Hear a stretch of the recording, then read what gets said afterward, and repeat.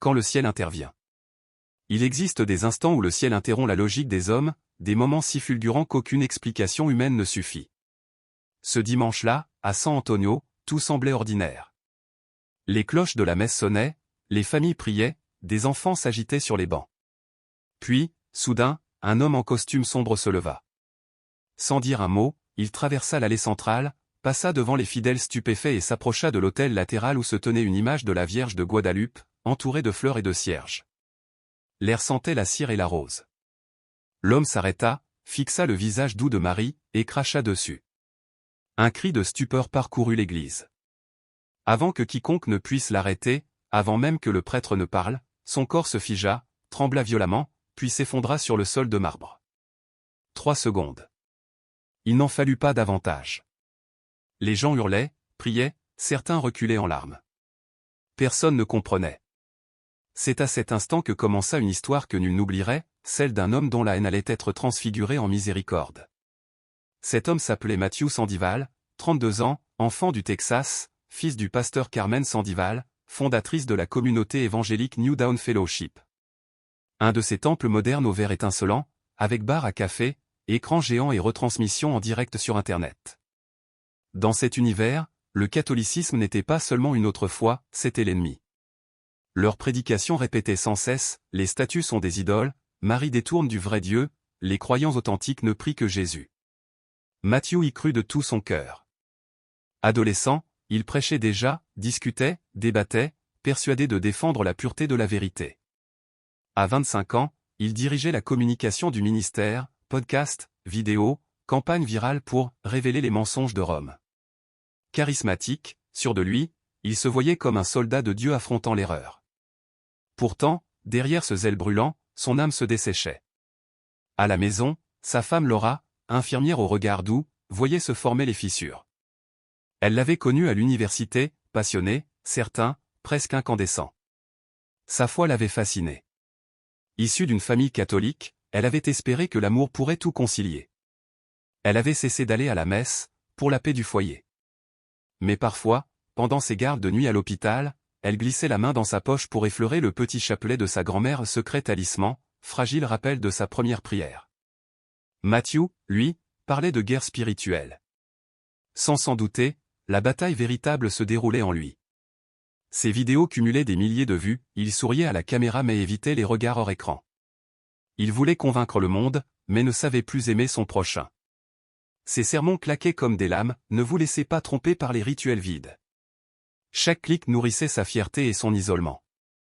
À la naissance de leur fille, il pensa toucher le ciel.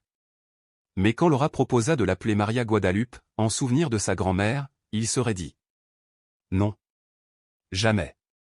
Ce nom appartient à l'idolâtrie. Elle s'appellera Grèce. La grâce de Dieu, voilà ce qui compte. Laura acquiesça en silence. Ce fut une fissure de plus, invisible mais profonde. Le baptême eut lieu non pas dans une église, mais sur la scène lumineuse de New Dawn. Pasteur Carmen honnit le front du bébé d'une huile parfumée tandis que la foule applaudissait. Ce soir-là, Laura pleura seule, non par désaccord, mais parce qu'elle sentait qu'une part d'elle venait d'être effacée. Les mois passèrent. Matthew se plongea davantage dans le travail, les débats, les réseaux. Laura, discrète, priait en secret. Chaque nuit, quand il dormait, elle ouvrait le tiroir de sa table de chevet, posait les doigts sur la petite pochette de tissu et murmurait.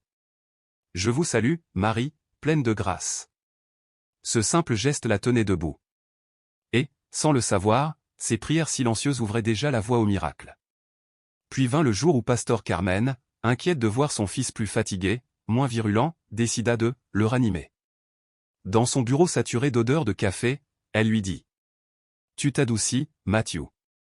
Les catholiques remplissent la ville et tu ne dis rien. Où est ton feu? Maman, nous diffusons 3 émissions par semaine. Que veux-tu de plus? Un acte fort. Quelque chose que les gens verront. » Alors elle proposa l'impensable, se rendre à la cathédrale Saint-Michael, assister à la messe et, au moment de la consécration, proclamer la vérité. Une protestation sainte, dit-elle. On filmerait discrètement pour témoigner au monde. Matthew hésita. Pour la première fois, un doute effleura son esprit. Mais l'ambition, la peur de déplaire, la voix maternelle le poussèrent. Laura surprit la conversation.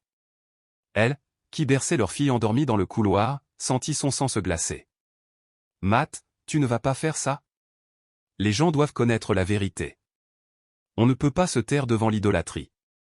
Ne joue pas avec ce que les autres tiennent pour sacré. » Il détourna le regard. « La foi n'est pas faite pour le confort, Laura. » Cette nuit-là, elle ne ferma pas l'œil. En serrant sa fille contre elle, elle pria. « Sainte Mère, protège-le. Il ne sait pas ce qu'il fait. » Le dimanche suivant se leva sous un ciel d'un bleu tranchant. À Saint-Michael, les cloches sonnèrent à 11 heures précises. Les familles entraient, portant fleurs et cierges. Matthew se gara 2 rues plus loin. Costume bleu marine, Bible sous le bras, quelques tracts dans la poche. 2 jeunes de son église l'accompagnaient, l'un muni d'une caméra miniature. Ils prièrent brièvement, « Seigneur, donne-nous le courage d'annoncer la vérité. » À l'intérieur, l'air était chargé d'encens et de lumière colorée. Les chants s'élevaient, doux et anciens. Matthew sentit son cœur se raidir, chaque geste de la messe lui paraissait vide, mécanique. Il pensa, ils adorent du pain. Puis vint la consécration. Le prêtre leva le calice. Le silence tomba sur l'assemblée. Ce fut son signal. Matthew se leva. Quelques têtes se tournèrent. Il avança, les yeux fixés sur la statue de la Vierge à droite de l'autel, baignée dans la lueur du vitrail. Sans comprendre pourquoi, la colère monta. Il murmura.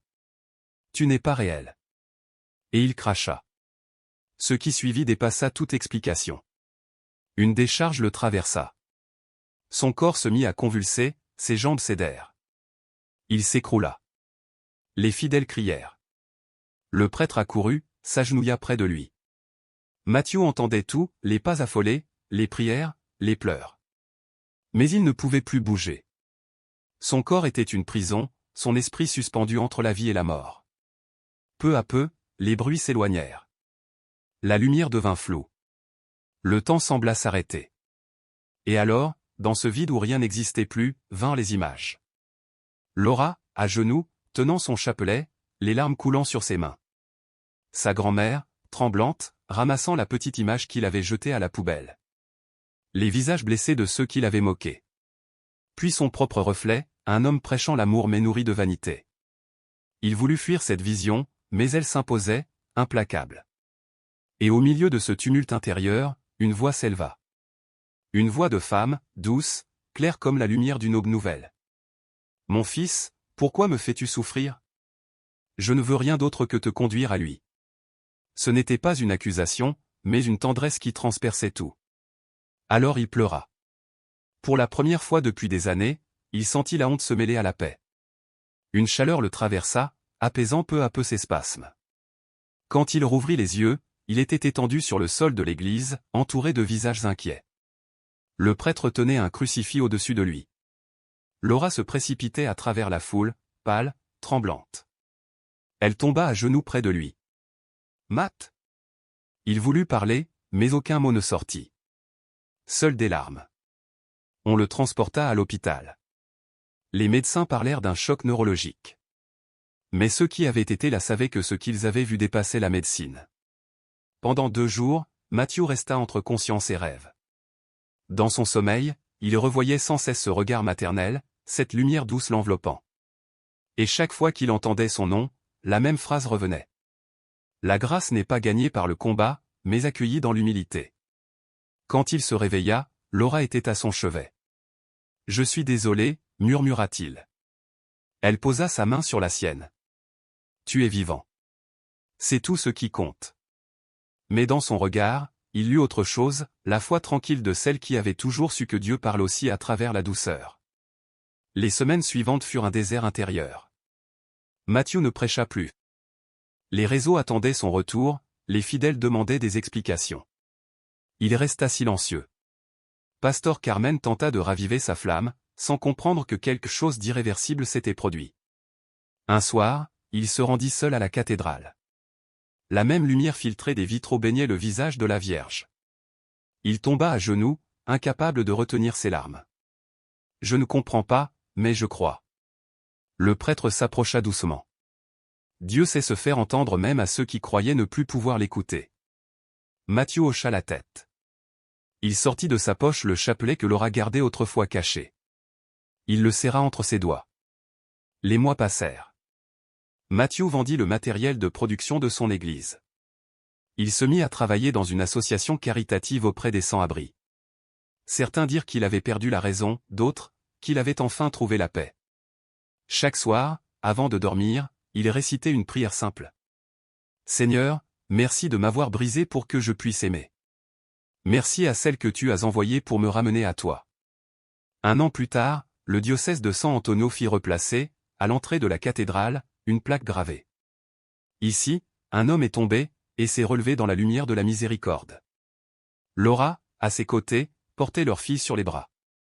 La petite leva la main et effleura du doigt le visage de la Vierge. Matthew ferma les yeux. Dans le murmure des cierges, il crut entendre à nouveau cette voix tendre. « Mon fils, va et annonce la paix. » Et, pour la première fois de sa vie, il comprit que le ciel n'interrompt jamais par colère, mais par amour. « Je ne suis pas ton ennemi, je suis ta mère. Mon fils, pourquoi me blesses-tu? Je ne suis pas ton ennemi. Je suis ta mère. Je ne désire qu'une chose, te conduire à mon fils. » Ces paroles résonnèrent dans le silence brûlant de l'église, comme si le temps s'était arrêté. Matthew voulut crier, répondre, demander pardon, mais aucun son ne franchit ses lèvres. Son corps tremblait encore, incapable de bouger, et pourtant ses yeux se remplirent de larmes. Des larmes chaudes, brûlantes, impossibles à retenir. À l'intérieur de cet homme figé, quelque chose se brisa. Il se souvint de chaque sermon où il avait raillé les catholiques pour leur amour envers Marie, de chaque publication moqueuse, de chaque mot empoisonné de mépris. Et maintenant, celle qu'il avait insultée plaidait pour son âme. « Je veux seulement te conduire à lui. » Murmura encore cette voix, douce et maternelle, avant de s'éteindre comme une berceuse. Alors Matthew sentit une chaleur l'envahir, paisible, enveloppante, comme si quelqu'un le tenait par le cœur. Le tumulte en lui se calma. Autour de lui, les fidèles priaient toujours, et le prêtre, penché sur lui, murmurait des paroles anciennes en latin, des mots de paix et d'autorité. Puis soudain, les convulsions cessèrent. Le silence qui suivit n'était pas vide. Il était sacré. L'air semblait retenir son souffle. Allongé sur le marbre froid, Matthew sentit sa poitrine se soulever lentement. Pour la première fois depuis des années, il n'avait plus rien à prouver, plus rien à défendre. Il n'enseignait pas, il écoutait. Et dans cette écoute, il découvrit ce qu'il avait tant prêché sans jamais le vivre, la miséricorde. Le prêtre, le père Ignacio Romero, s'agenouilla à ses côtés, un chapelet entre les doigts. « Sonore, murmura-t-il, vous êtes en sécurité. Dieu est ici. » Autour d'eux, certains priaient à voix haute, d'autres pleuraient. Une femme serrait son enfant contre elle.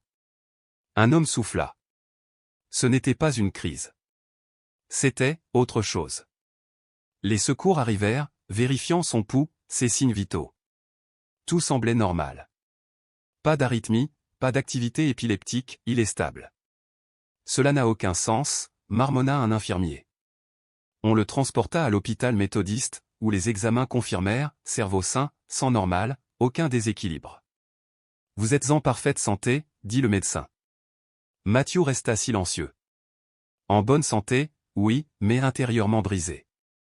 Le soir venu, Laura entra dans la chambre d'hôpital, leur fille Grace endormie dans ses bras. Ses yeux rougis témoignaient de nuits de larmes. « Ils disent que tu t'es évanoui, murmura-t-elle. Il secoua faiblement la tête. « Non, j'ai vu quelque chose. » Elle posa sa main sur la sienne. « Tu n'as pas besoin d'expliquer. » Et pour la première fois depuis des années, il ne se déroba pas. Quand la pièce retrouva le calme, Laura ajouta d'une voix tremblante. « Je n'ai jamais cessé de prier pour toi, Matt. J'ai demandé à la Vierge de t'ouvrir les yeux. » Des larmes coulèrent sur sa tempe. « Elle l'a fait, murmura-t-il simplement. » La lumière du soir filtrait à travers les stores. Dans ce silence doré, un homme qui avait ri des miracles comprit qu'il venait d'en vivre un. 3 jours plus tard, Matthew revint devant la cathédrale Saint-Michel. Les mêmes marches. Les mêmes portes. Mais son cœur, lui, n'était plus le même. Il resta longtemps immobile avant d'entrer. L'air frais sentait la cire et les fleurs. Les vitraux coloraient les bancs de reflets bleus et dorés.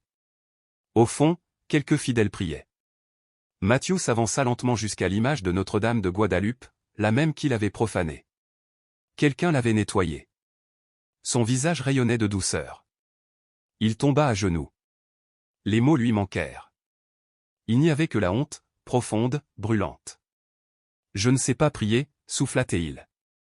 Je ne sais même pas si j'ai le droit d'être ici, mais je suis désolé. Je croyais défendre Dieu, et je me rends compte que je combattais l'amour lui-même. Des pas s'approchèrent derrière lui. Sonore Sandoval, dit une voix calme. C'était le père Ignacio. Matthew se leva, confus. Mon père, je viens m'excuser pour ce que j'ai fait. Le prêtre posa une main sur son épaule. Tu n'as pas à t'excuser auprès de moi, fils. Tu l'as déjà fait auprès de celui qui compte. Ils s'assirent. Matthew raconta tout, la colère, la chute, la voix, la paix. Tu sais qui elle était, n'est-ce pas, demanda doucement le prêtre. Matthew hocha la tête. Oui. Alors tu sais qu'elle ne détourne jamais de son fils, elle y conduit. Pendant 1 heure, ils parlèrent, simplement, comme 2 âmes fatiguées qui se comprennent enfin. Le prêtre expliqua ce que Matthew n'avait jamais voulu entendre, que les catholiques ne prient pas Marie comme une déesse, mais comme une mère. Que les saints sont une famille, non des idoles. Que l'Église primitive, celle qu'il prétendait défendre, était déjà catholique bien avant les divisions. Avant de partir, le père Ignacio ajouta. Les portes de cette maison te seront toujours ouvertes. Matthew regarda une dernière fois la statue et murmura. Merci. Mais la nouvelle se répandit vite. Dans la communauté évangélique de son père, les rumeurs s'enflammèrent. Tu as entendu? Matthew a été vu à genoux dans une cathédrale catholique. Certains parlaient de crise de foi, d'autres d'attaques démoniaques. Le dimanche suivant, sa mère, la pasteur Carmen Sandoval, monta sur scène, Bible en main. Satan est rusé, prêcha-t-elle d'une voix tremblante. Il agit par la séduction, par les fausses religions. Matthew regarda la diffusion depuis chez lui. Il ne ressentit ni colère ni honte, seulement une profonde tristesse. Quelques jours plus tard, sa mère l'appela. Matthew, nous organisons une soirée de prière pour toi. L'Église t'aime. Nous voulons briser ce lien spirituel. Il répondit doucement. Maman, il n'y a pas de lien. J'ai simplement rencontré la vérité sous un visage que je ne connaissais pas. Elle éclata. Cette voix n'était pas celle de Marie, mais d'un esprit de confusion. Il garda le silence, puis murmura. Alors c'est la confusion la plus paisible que j'ai jamais connue. Il démissionna le lendemain, quittant son ministère sans discours, sans explication. Certains collègues lui écrivirent « Nous prions pour que tu reviennes à la vérité ». Les semaines passèrent. Matthew prit un emploi modeste dans une petite société de logistique. Ses journées étaient simples, ses soirées silencieuses.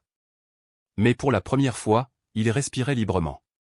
Il allait souvent prier à Saint-Michel, sans caméra, sans micro. Laura vit le changement. Il écoutait plus, parlait moins. Quand leur fille pleurait la nuit, c'était lui qui se levait. Les murs entre eux commençaient à tomber. Il restait pourtant des blessures.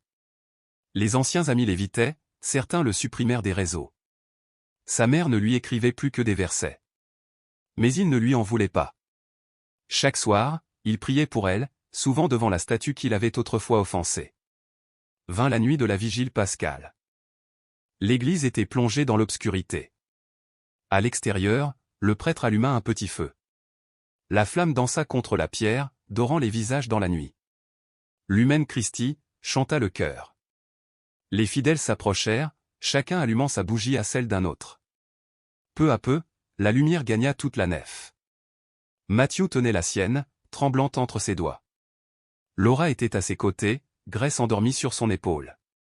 Quand la lumière remplit l'église, il comprit enfin ce qu'était la foi, une flamme partagée, une obscurité vaincue par la main tendue d'un autre.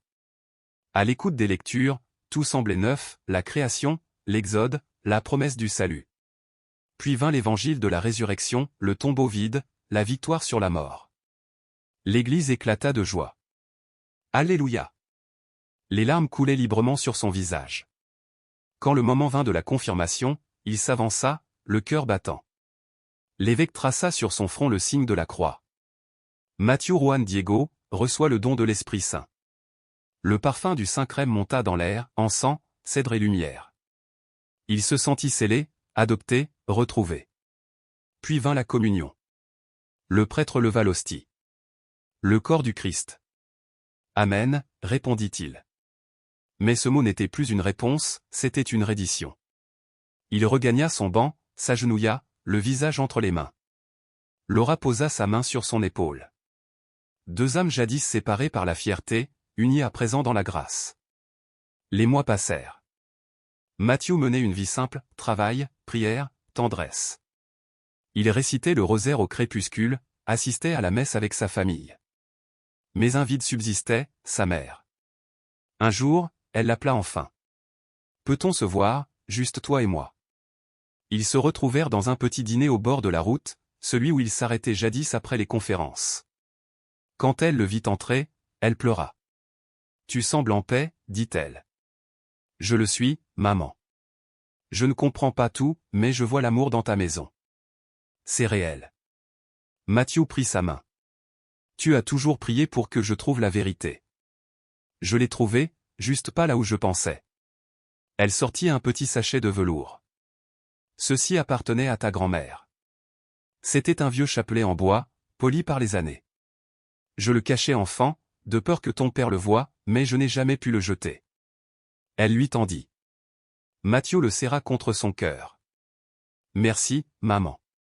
Elle sourit à travers ses larmes. Peut-être que, par toi, j'ai déjà rencontré cette mère dont tu parles. 2 ans plus tard, chaque matin avant l'aube, Mathieu s'agenouillait dans la petite chapelle derrière la cathédrale. Devant la même image de Notre-Dame de Guadalupe. Elle n'avait pas changé. Lui, si. Il tenait dans ses mains le vieux chapelet de sa grand-mère. Mère, murmura-t-il, tu m'as sauvé de moi-même. Tu as transformé ma révolte en retour. La lumière du matin filtrait à travers les vitraux, peignant ses mains de rouge, de bleu et d'or. Chaque perle qui l'effleurait battait comme un cœur, pour Laura, pour Grèce, pour sa mère qui venait désormais s'asseoir discrètement au fond de l'église, encore protestante de bouche, mais catholique de cœur. Parfois, Mathieu aidait le père Ignacio à enseigner les catéchumènes. Il ne débattait plus. Il racontait. Et quand on lui demandait s'il avait vraiment vu la Vierge, il répondait simplement. J'ai vu la miséricorde prendre le visage d'une mère. Cela m'a suffi pour croire. Le jour anniversaire de sa conversion, sa fille s'installa sur ses genoux pendant le dernier chant. Papa, c'est la dame qui aime Jésus, hein? Mathieu sourit. Oui, mon ange. C'est elle qui a aidé papa à le trouver. Quand la messe s'acheva, il resta seul un instant. Il posa sa main sur la base de la statue, la même où il avait autrefois craché. Seigneur, merci d'avoir brisé mon orgueil. Merci d'avoir parlé par sa voix pour me ramener chez toi. En sortant, les cloches de Saint-Michel sonnèrent dans le ciel clair du matin. Chaque tintement semblait murmurer la même vérité. Dieu peut transformer nos pires offenses en commencement de grâce. La miséricorde n'arrive jamais trop tard. Et la mère qui l'avait méprisé n'avait jamais cessé de prier pour son fils perdu. Car certaines histoires ne naissent pas de la foi, mais de l'orgueil. Et parfois, Dieu nous laisse tomber non pour nous punir, mais pour nous apprendre à nous agenouiller.